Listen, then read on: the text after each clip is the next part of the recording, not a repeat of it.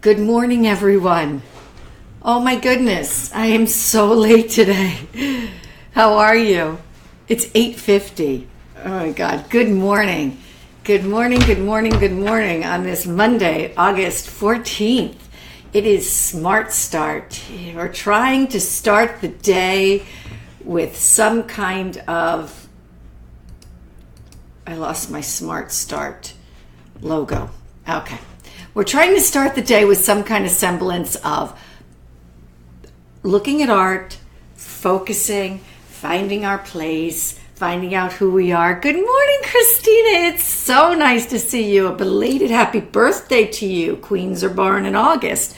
We know all about that. Good morning, Stephen. I'm going to take a minute and say good morning to everybody.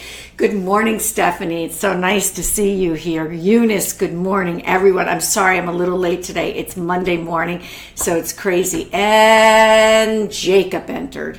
Very nice. We're just going to wait for the Queen to enter. And when she does, we're going to get started. I wonder if you all know, let me see who's here with us. Susie, good morning. Maureen, good morning. So I wonder, do you know that today there is this whole thing where, good morning, Marty, they're looking at, Jean entered, yay. So they're looking at Van Gogh sunflowers throughout the day at different museums, and they're doing Facebook broadcasts about art. Wonder where we got that notion. Anyway, so they'll be taking you into the National Gallery in London, the Van Gogh Museum, who I reference here quite a bit, will be doing it. So I thought that today would be fun for us to look at the sunflowers, but to look at them in a different way. You're going to hear, if you watch these broadcasts later in the day, trust me, you will hear curators and people speaking about the sunflowers probably in greater depth and with more context than I will be doing. But what I wanted to do here was give you context for the sunflowers and what was going on in Van Gogh's life. So today we're going to take a little bit of a journey about the sunflowers. Good morning, Brenda. Good morning, Baskin. But first, I want to shout out my sister-in-law, Tori. It is her birthday. Good morning, Jamie. And no one has brought more joy to our family than Tori. And part of that is because no one knows how to handle Phyllis quite like Tori does. Although Stephanie's coming in a strong second these days. But Tori really gets Phyllis. And she's brought us nothing but joy and happiness and laughter. Tori's Scottish, and that was more British, but she is just the most wonderful addition to our family. And so for you, Tori, today, happy birthday. Okay. Oh, thank you, Chelsea. This is actually a skirt. Oh, yes, Phyllis, she's too much, isn't she, Stephanie? Where is she is the question. Jean, where's Phyllis? Okay, so let's begin. Let's talk sunflowers, okay? Let's talk sunflowers. It's these sunflowers, this piece all the museums, or several museums, and the New York. Phyllis joined. Can anybody hear that? That was Phyllis's music. It didn't go, did it? Okay. Good morning, Mom. How are you? Okay, so these are the sunflowers that you're going to see later and on the Facebook exhibit from the National Gallery. And so let's just talk about what was happening in Van Gogh's life at that time. Good morning, Joe. My other sister-in-law is here. Yay. Joe is out there camping, or as she calls it, glamping, and having just a wonderful vacation, which I'm so glad. You really deserve it. Okay, so let's talk about what was going on with Van Gogh at this time. This is his painting of the Yellow House. He is in Arles, in the south of France, and he is so, he's happy here. This is after what he calls his illness, when he was in the hospital, in the asylum, and he's happy in his yellow room. So let me read you a little bit about it, okay? We're going to paint a whole picture so that when you go on to the other broadcasts later in the day, you can you'll be able to speak of it. Okay, the Yellow House. It's May 1880. Well, this says September, but that's when it was painted. But Van Gogh rented 4 rooms in a house on Place Lamartine in Arles. The green shutters in this painting of the square show where he lived. Shortly after moving into the Yellow House, he sent Theo, his brother, a sketch of his painting of it. It's tremendous, these yellow houses in the sunlight and their incomparable freshness of the blue, he writes. The work, which Van Gogh himself called The Street, records the artist's immediate surroundings. He often ate at the restaurant on the left, at the home of his friend, the postman, Joseph Roulin. Now, he also painted a famous portrait of the postman. I don't have it here, but because I would, if I do the whole time of Van Gogh and Arles, you'll be with me all day. And just beyond the second railway bridge, which we've looked at paintings from there before, Vincent had finally found a place at the Yellow House where he could not only paint, but also have his friends come to stay. His plan was to turn the Yellow Corner building into an artist's house where like-minded painters could live and work together. So he was really trying to create this community of artists where they could come and paint and enjoy the south of France and share ideas. You know, he was a loner a lot, and this is a very happy time for him, and he really wants to create this community for himself of like they said, like-minded painters. It was painted during a rare period of excited optimism. Van Gogh, and this is important, people, awaited the arrival of his hero, the avant-garde painter, Paul Gauguin. The lonely and passionate Vincent had moved to Arles in the south of France, where he dreamed of setting up a community and having Gauguin, his mentor, come to stay. Now, I am going to expand a notion that was floated in, my favorite book, which is on the other side of the room right now, Van Gogh, The Life, Stephen Nafai. And that this is really a love story. This is really a love story, and however you want to put that in your minds, that there was such an intense relationship between Van Gogh and Gauguin, and the admiration, devotion, mentor, mentee, mentor, whatever it was, what happened in this house in the 2 months that Van Gogh stayed, Gauguin stayed, was monumental to this artist's life. Absolutely monumental. And it brings about a little bit the sunflowers. Okay, so here's the room in the house, which we've seen before. Okay.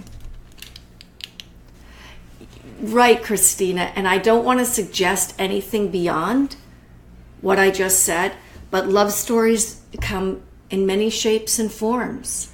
And I don't know if it was a consummated love story. I don't even want to suggest anything because I don't know. But in my reading and in my understanding of Van Gogh and Gauguin, this relationship was so charged and energized, and there was so much obsession and then ultimately anger and heartbreak that I think we can only really look at it as a love story for whatever that means, a close friendship, for whatever it means. It was very, very intense. So much so, and you know famously that Van Gogh, they say he cut off his ear. It was an altercation between the two, from my understanding. Okay, so I want to show you this. So here is a portrait that Van Gogh does. He's very excited about the arrival of Gauguin. This is a portrait of Gauguin. He uses his chair, Gauguin's chair, and his books to create this portrait of Gauguin, which I just love. We talked a long time ago about Van Gogh's shoes as being a portrait of himself. And here at the same time, Van Gogh does a portrait of himself. So you have him really connecting himself to Gauguin, doing portraits of each other. Well, not of each other, of both of them. And so you're having a lot of this comparing and contrasting for Van Gogh and what's the same about them, what's different about them. Okay. Then we move to, okay. So Van Gogh finds the sunflowers. And let me read you, let's go back to the sunflowers a little bit, and we're just putting this in context. In part, a meditation of the vagaries of time, the picture gives dynamic, colorful twist to the long tradition of the Dutch painting of sunflowers. Actually, for this one, I want to go back to this, okay? And then we'll go on. Okay. Stretching back to the 17th century, now this is this is what you're going to see today at the National Gallery if you join their broadcast. So it says, since it entered the National Gallery's collection in 1924, it has also proved phenomenally popular. They say last year more postcards of this paintings were sold in the gallery's shop. The exact figure was 26,000 than any other in the entire collection. So Van Gogh painted sunflowers for the first time in the summer of 1886. 2 years later, his interest re-emerged as he settled in Arles, just north of Marseille in Provence. Having invited the post-impressionist French artist Paul Gauguin, whom he admired, to join his Studio of the South, he began painting sunflowers to brighten up the whitewashed interiors of the yellow house he was renting.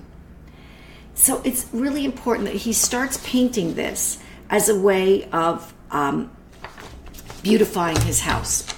And Van Gogh saw the production of the sunflowers for Gauguin's bedroom as a way of enticing his friend to come from Brittany. Now I want to go to this one. Gauguin loved the sunflowers, absolutely loved them. And he had asked that Van Gogh would gift him with them. And Van Gogh, I don't think, was too hot on this idea of giving the gift of his painting. But this painting here that you're looking at, the single sunflower, was a gift, in fact, to Gauguin. Okay, let's go on. Gauguin was bowled over by the sunflowers, which he repeatedly praised and asked for as a gift. Years later, in the South Pacific, Gauguin himself, let me find it. After this turbulent relationship, years later, 1901, he paints his own sunflowers. And you have to understand, sunflowers are not indigenous to the South Pacific. He had seeds brought in order to plant them himself. Good morning, Robert. Good morning, Kathleen.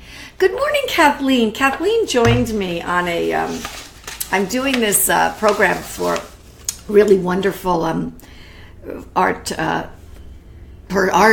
educator, Brainerd Carey. And it's kind of a way of helping artists find their marketplace. So I had a wonderful, really great broadcast on Saturday. It's a private Facebook page. It's called Praxis Center for Aesthetic Studies Classroom. You can all check it out. You can join it. And it's a way of helping artists create marketplaces. And I just really enjoyed it. Okay, so let's get back. So obviously this relationship, right? And the sunflowers, they are intricately tied. There's that notion of Gauguin, wanting to make his room look beautiful, to entice him to come to Arles from Brittany. Then Gauguin, later on in years, he is now painting sunflowers, which has nothing to do with Tahiti. It's very, very interesting. But I want to try to read you more. I have to tell you something. I put my notes together terribly this morning, and I want to apologize for that. But I do want to say this. And part of it was, and I don't want this place this Smart Start to ever become a political forum. I was so disturbed over the weekend of the events in Virginia. And it is so sad to know that we live in an America where this kind of thing is. And I know it. I know it.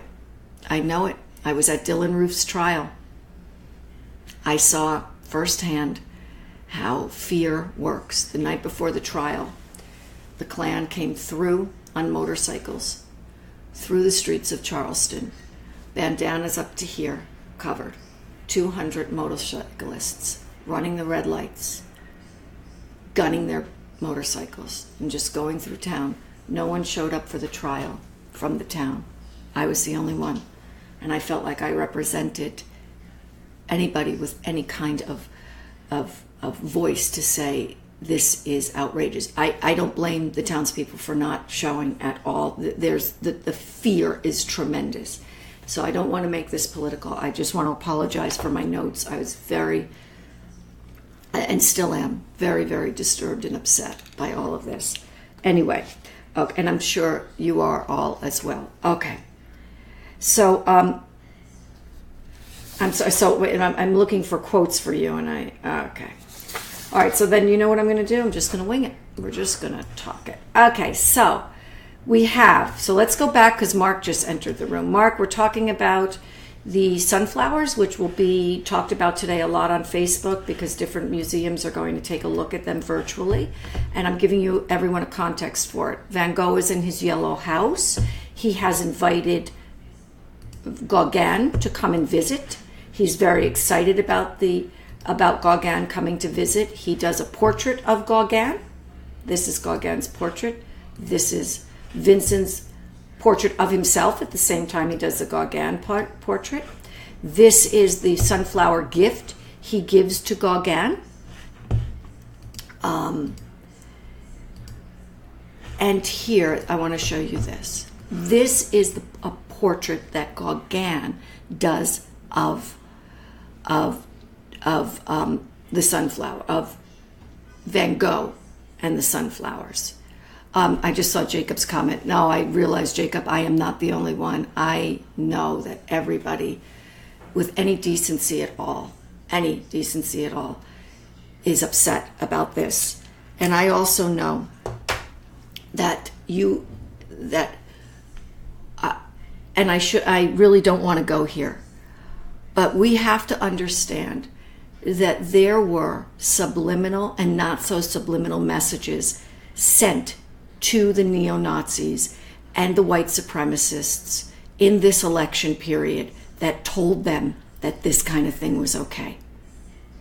And it is not, and it never will be. What the whites were not the first people on American soil. We are the interlopers. I know you know this.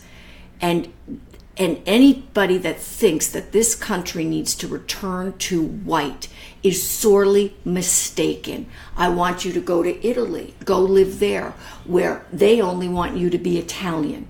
Go to Russia, where you're only supposed to be Russian. Go find your place in the world if you feel. You go find your white home, but it is not on this soil. I apologize to everybody. I really do. I'm sorry. Hi, Colin. Hi, Chris. Okay, so let's get back to the art. Good morning, Anne. So lovely of you to be here. So let's get back to the art and try to put ourselves in this world in 1888 where no one can even imagine. We can't even imagine at this moment that there's going to be a Nazi uprising in 50 years. I mean, my God, right? So we're living in this beautiful world in Arles and Van Gogh. Thank you, Jacob. I read it.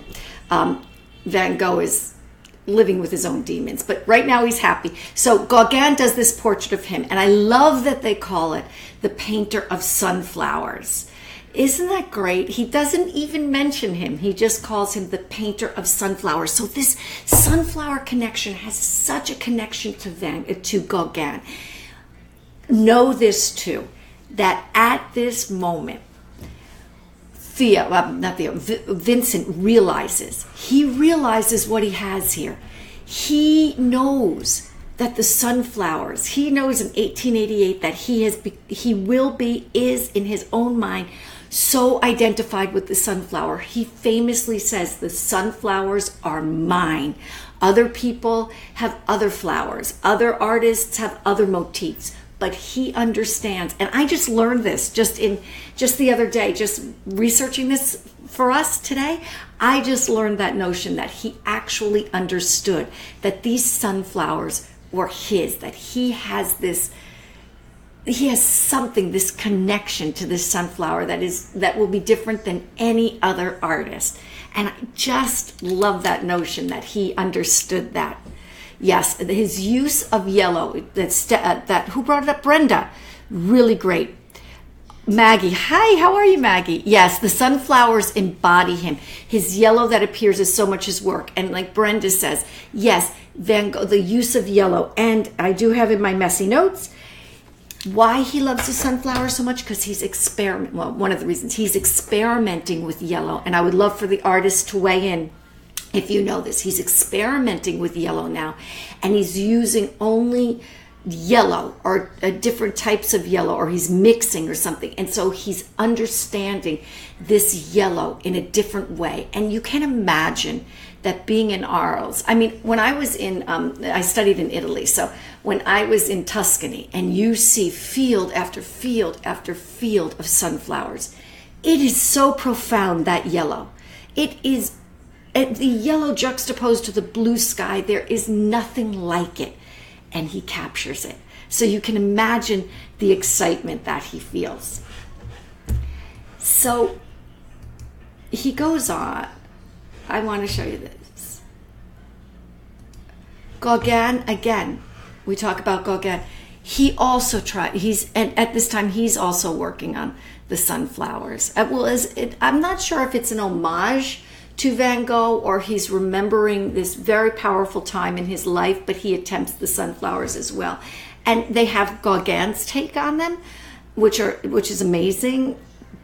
But Vincent really, and I only show you this to juxtapose it, is really Mark, thank you. It's his use of blue, the cerulean blue as well. Thank you for that. It's the contrast as well, the stunning combination of yellow and orange opposite the color wheel. Nature does it all the time. Thank you, Christina, for that. Absolutely. That's absolutely right. Good morning, Alan. Good morning, Paul. So I just love that that Gauguin takes a crack at this, and he makes it his own, obviously, but nobody gets it. Vincent van Gogh is so right when he says, the sunflowers are his. They are his. And they continue to be his throughout art history up till now. And I don't see that changing. They've become so synonymous with him. And we look at them, we often look at them.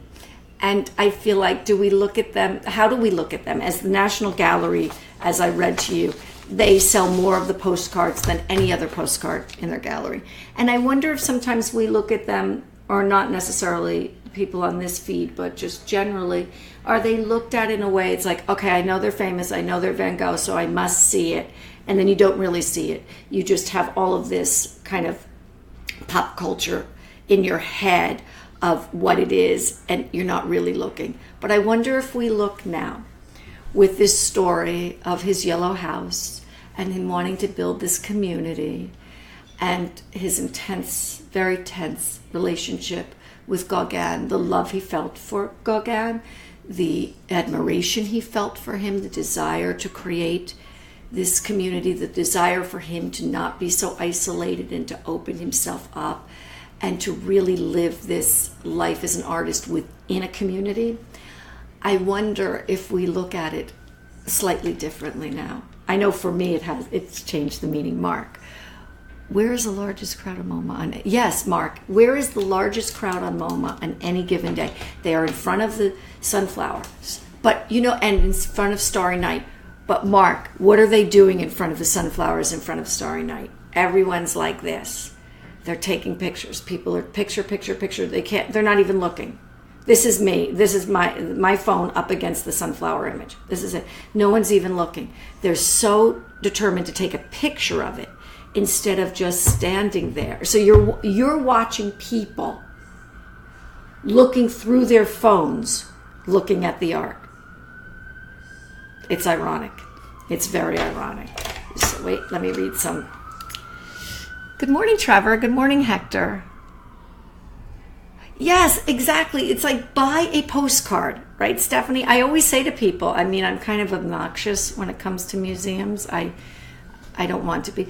Oh, hi, let me just read Anne and then I'll finish my thought. I'm seeing this one in a new way. And my first little art book was stickers of his paintings when you were 5. Oh my God, that's so sweet, Anne. I love that. You know, Stephanie, I'll be in museums, and especially if I'm with a group of kids that I bring to museums, and I think you all know this, and I hate this this way of describing it, but I'm going to, because just so you can get the picture of it. I take kids who otherwise wouldn't get to go to museums, meaning from underserved communities, although they don't see themselves as underserved at all.